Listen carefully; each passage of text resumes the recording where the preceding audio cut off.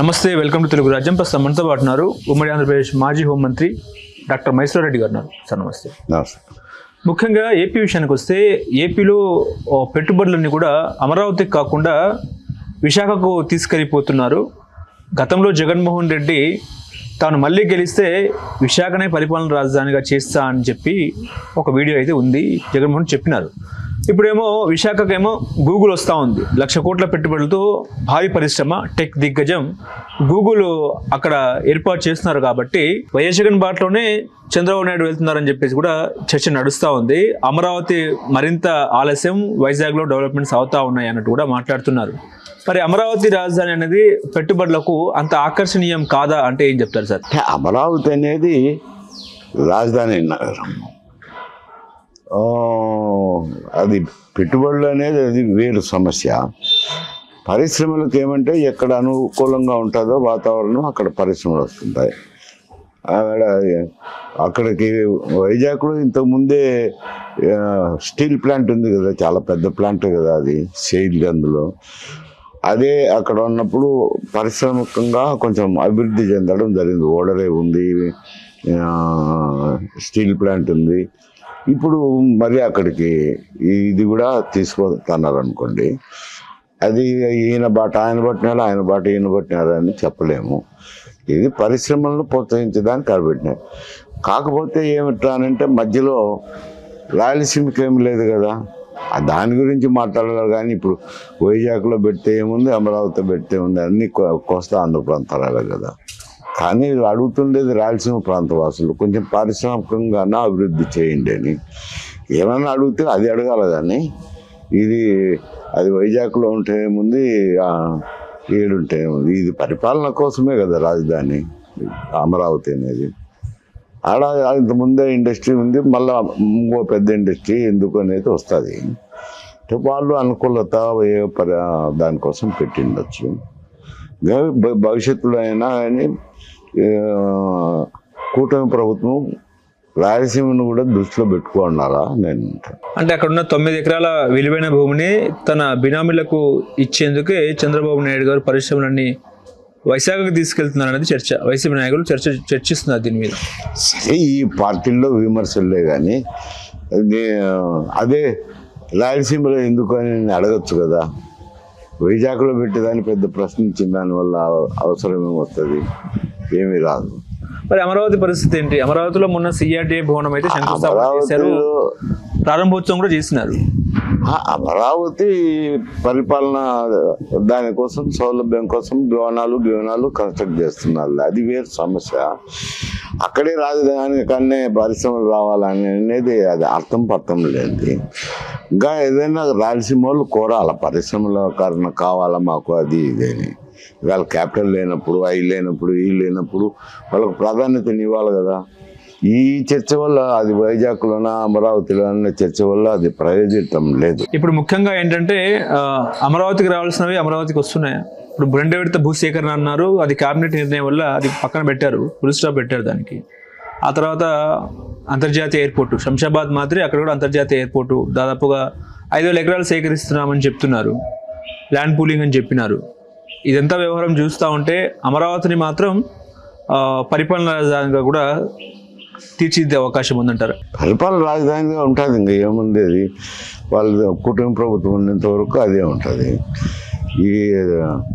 ఇవి బిల్డింగ్లు కడతాన్నారు కదా, దాంట్లో మళ్ళీ 40,000 ఎకరాలు అనేది నేను ముందు కూడా చెప్పాను కదా, గతంలో కూడా చెప్పాను. ఏం అవసరం ఉంది 40,000 ఎకరాలు సేకరించడము? ఇప్పుడు 30,000 ఎకరాలు ఉంది, ఏం బిల్డింగ్లు కడతారని కూడా ఇంతకుముందు అడిగాను కదా. సెక్రటరేట్ బిల్డింగు, హైకోర్టు బిల్డింగు, ఎమ్మెల్యేల క్వార్టర్సు, ఈ ఉద్యోగస్తుల క్వార్టర్స్, ఇవి నిర్మాణం చేపట్టే వాళ్ళే కదా ప్రభుత్వం తరఫున. మిగతా అంటే ప్రైవేట్ ఇన్వెస్ట్మెంట్లు ఎవరు ఇంట్రెస్ట్ ఉంటుందో వాళ్ళు చేసుకోవచ్చు. ఇక్కడ హైదరాబాద్ చూసినారు కదా, అయ్యే కదా ప్రభుత్వం తరఫున డెవలప్ అయింది. సెక్రటరీలు, ఉద్యోగస్తుల కాలనీలు, హైకోర్టు అంటే పాత భవనంలోనే ఉందిలేండి. ఇవి అంతకంటే మించి ఏం చేయలేదు ప్రభుత్వం అంట. ఇంటింటూ కడతారనే వాళ్ళు ఊహించడం అనవసరము. అవసరం లేని సమస్య. మైసూర్ రెడ్డి గారు, ఇప్పుడు ముఖ్యంగా నకిలీ మద్యం అంశం అనేది రాష్ట్రాన్ని కుదిపేసింది. ముఖ్యంగా ఏంటంటే తంబలపల్లిలో టీడీపీ నాయకులే నకిలీ మద్యం తయారు చేస్తున్నారని చెప్పేసి వెలువడిన కథం ప్రకారం అయితే అక్కడ అధ్యక్షుడిని సస్పెండ్ చేస్తున్నారు చంద్రబాబు నాయుడు గారు. దీని మీద ఏంటంటే ఇటు ప్రతిపక్షం కూడా దుమ్మెత్తి పోస్తున్న పరిస్థితి, రాష్ట్రాన్ని రావణకాశంలా చేస్తున్నారు అన్నట్టు. ఇప్పుడు చంద్రబాబు నాయుడు గారి స్వయంగా రంగంలో దిగి నకిలీ మద్యం విచారణపై కూడా సిట్ని ఏర్పాటు చేశారు. ఆ సిట్ కూడా చంద్రబాబు గారు జేబు సంస్థ అన్నట్టు కూడా ఇటు వైసీపీ నాయకులు చెప్తున్నారు. ఏంటి సార్ నకిలీ మద్యం గురించి మీరేం చెప్తారు? ఇప్పుడు ఇవి కొందరు చేయొచ్చులే, దానికి ఏముంది. మద్యము మామూలుగా బట్టి సారాయి అంటారులేండి, దానికి రంగు కలిపి ఏదో లేబుల్ కల్పించుకొని అమ్మేటి రావచ్చులే. దాని మీద అయితే చర్యలు అయితే తీసుకున్నారు కదా ప్రభుత్వం. అతని పార్టీ నుంచి సస్పెండ్ చేసినారు. ప్రభుత్వం తరఫున సిట్ను వేసినారు. సిట్ అంటే పోలీసులు ఎంక్వైరీ చేస్తారు, ఒక బ్యాచ్ని ఏర్పాటు చేస్తారు కాబట్టి సిట్ అంటారు. మామూలు అయితే పోలీస్ యంత్రాంగం అనుకోండి, పోలీస్ యంత్రాంగంలో ఒక భాగం క్రియేట్ చేసినారు కాబట్టి సిట్ అంటారు. వాళ్ళు ఎంక్వైరీ చేస్తున్నారు కదా, ఇంకా అంతకంటే ఏముంటుంది, అరెస్ట్ చేస్తారు, ఏమైనా సాక్ష్యాధారాలు సేకరించుతారు. ఇంకా ఏం చేస్తారు దాంట్లో. ఇవి అక్కడక్కడ స్పొరాడిక్గా సంఘటనలు జరగచ్చు. కాకపోతే ఇది ప్రత్యేక చర్చనీయాంశం ఎందుకు అయింది ఏంటంటే, కూటమి ప్రభుత్వం ఉన్నప్పుడు తెలుగుదేశం పార్టీ నాయకుడే నకిలీ మద్యం తయారీలో ఇన్వాల్వ్ అయినాడు కాబట్టి చర్చనీయాంశమైంది. అయితే పార్టీ నుంచి సస్పెండ్ చేయడము, సిట్టు వేసినారు. అంతకంటే ఏం చేయగలిగింది ఏముంది ప్రభుత్వం? ఇంకేం చేయలేదు కదా అంట. ఇంకేం చర్యలు తీసుకుంటారేమో, నేరుగా వదిలేస్తారా ఎవరైనా? అది వేరు.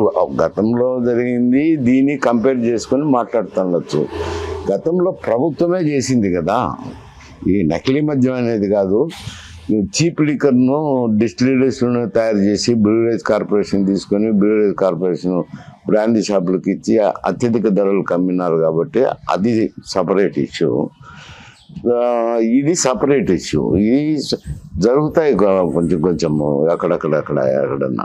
నకిలీ మద్యం స్కామ్ లో వేళ్ళని కూడా చంద్రబాబు అదేవిధంగా లోకేష్ బాబు వైపే చూపిస్తున్నాయని చెప్పి రోజా అంటుంది. ఆమె ఏదో లేదండి, వైఎస్ఆర్సీపీలో ఉంది, విమర్శించుతుంది, నేను కాదనలేను. సహజమే. అధికారంలో ఉన్న వారిని ప్రతిపక్షం ప్రశ్నించడం సహజము. సరే, అంతకంటే ఏం యాక్షన్ తీసుకోగలరు అని అంటాను. ప్రశ్నించడానికైనా కానీ యాక్షన్ తీసుకోకపోతే తెలుగుదేశం కార్యకర్త కాబట్టి నువ్వు ఏం యాక్షన్ తీసుకోలేదు అని అనే దానికి విమర్శించడానికి బాగుంటుంది, సబబుగా కనపడుతుంది. ఇప్పుడు ఏమైంది, ఆయన పార్టీ నుంచి సస్పెండ్ చేసినాడు, సిట్ వేసినాడు. ఇంకా చేయగలిగినవి ఏమిటి? ఓకే, అందువల్ల విమర్శించలేక ఇటువంటి విమర్శలు ఉంటాయి. మైసూర్ రెడ్డి గారు, ఇప్పుడు ముఖ్యంగా గతంలో జగన్మోహన్ రెడ్డి సీఎంగా ఉన్నప్పుడు విశాఖ అంటే రిషికొండ మీద భవనాలను కట్టించినారు. అద్భుతమైన భవనాలు, చాలా బాగున్నాయి. ఇప్పుడు గతంలో ఆయన కట్టించినారు కాబట్టి కూటమి ప్రభుత్వం అధికారంలోకి వచ్చిన తర్వాత చంద్రబాబు నాయుడు గారు, డిప్యూటీ సీఎం పవన్ కళ్యాణ్ గారు కూడా ఆ భవనాలను చూసి మెచ్చుకున్నారు. ఓకే, ఇప్పుడు ఏంటంటే కొత్తగా ప్రభుత్వం ఏమంటుందంటే ఆ భవనాలను ఏం చేద్దాం, ఎవరికి ఇద్దాం, మరి పబ్లిక్ ఒపీనియన్ తీసుకునే అవకాశం కూడా ఉంది. ఏం చేస్తారు సార్ ఇప్పుడు ఆ భవనాలను? మరి ప్రభుత్వం ఎవరికి ఇస్తుంది? మరి హాస్పిటల్కి ఇస్తుందా, లేకపోతే ఇంకెవరికైనా ఇస్తుందా, లేకపోతే హోటల్గా తీర్చిదిద్దే అవకాశం ఉందా? ఏం చెప్తారు సార్? ఇప్పుడు అంటే అది ప్రభుత్వ నిర్ణయం అనుకో. గతంలో ఎందుకు విమర్శలు వచ్చాయంటే, అంత డబ్బు ఖర్చు పెట్టి, ప్రజాధనం ఖర్చు పెట్టి నివాసం ఉండేదానికి అంత పెద్ద భవనం అవసరమా అనేది ప్రశ్న. అది ఇప్పుడు ఆ భవనాన్ని ఏ విధంగా ఉపయోగించుకోవాలనేది ప్రభుత్వం నిర్ణయం తీసుకోవాలా. అది క్యాబినెట్లోనో ఎక్కడో నిర్ణయం తీసుకోవాలి. అది టూరిజం డిపార్ట్మెంట్కి ఇవ్వాలన్నా లేక హాస్పిటల్గా, ఏదైనా కానీ ప్రభుత్వం ఏదో ఒక సంస్థకు ఉపయోగించింది వృధా అవుతుంది కదా ప్రజాధనము. అది ఏమిటి అనేది ప్రజలను కోరితే ప్రజలు ఏం చెప్తారో చెప్పలేరు. అది వాళ్ళు ఒక నిర్ణయం తీసుకోవాలి ప్రభుత్వం.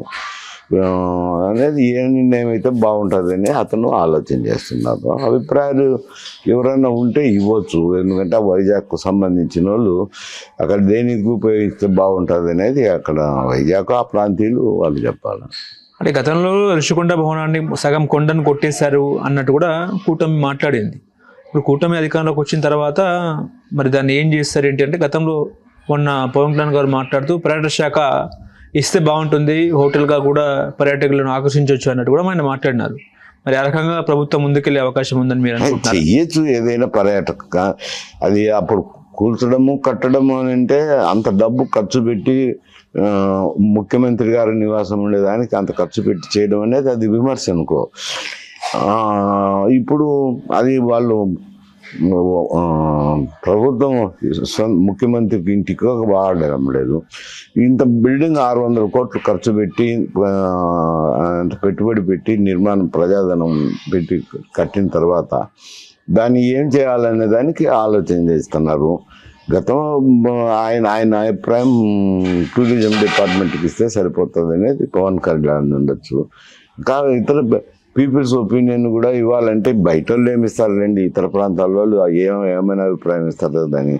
అక్కడ ఏదన్నా వైజాగ్లో ఉండేవాళ్ళు, స్థానికంగా ఉండేవాళ్ళు దాన్ని పలానా దానికి ఉపయోగిస్తే బాగుంటుందని అక్కడ వాళ్ళు సలహా ఇవ్వాల్సింది ఉంటుంది. ఇంకా ఎవరు ఖాళీగా అట్నే పెట్టలేరు కదా. హలో, తెలుగు రాజ్యం ఛానల్ చూస్తున్నారా? సామాజిక రాజకీయ జీవన చిత్రణే తెలుగు రాజ్యం. అతిశయోక్తులు అసత్యాలు ఉండవు. రాజకీయ కోణం కాదు, ప్రజా కోణమే కొలబద్ద. తెలుగు రాజ్యం వీక్షణ మీ ఉత్తమ అభిరుచికి నిదర్శనం.